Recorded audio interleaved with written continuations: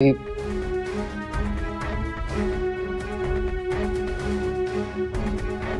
मी काय करू शकत नाही, त्यामुळे मी इतकं ठरवलंय की वाट बघू. माझं मी तुम्हाला हेच म्हणणं आहे की वारं आपल्या दिशेने फिरेपर्यंत आपण वाट बघू.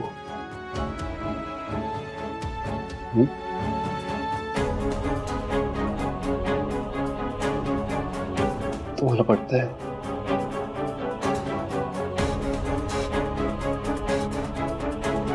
तर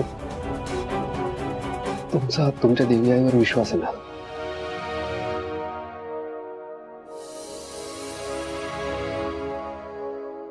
मग ती आहे, ती बघतीये सगळं. स्वानंदी, एका आईला 30 वर्षांनंतर तिचं मूल भेटलंय. एक अनाथ, त्याला सुद्धा 30 वर्षांनंतर आपले आईबाप भेटले. स्वानंदी, आपलं जे असतं ना ते आपलंच असतं. त्याला कोणीच हिरावून घेऊ शकत नाही. आपला अर्जुन येईल आपल्याकडे.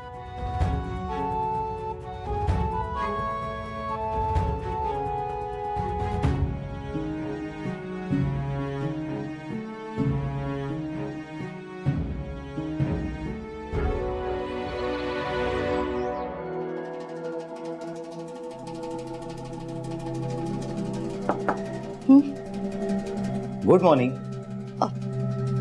Good morning. तनिष, प्लॅनचा काही विचार केलायस? हो. नाही, तू डॅडला म्हणाली होतीस की एका दिवसाची मुदत हवी आहे.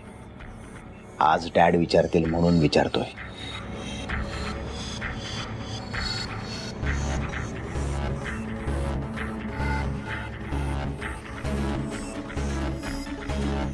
Sujit, I am really sorry. म्हणजे खरंच माझ्याकडे आत्ता तरी प्लॅन नाहीये.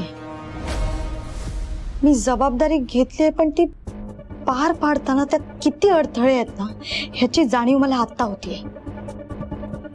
मला खरंच कळत नाही की मी त्या आउट हाऊस मध्ये कशी जाणार आहे, ते स्प्रे कसं करणार आहे. मला खरंच काहीच कळत नाहीये.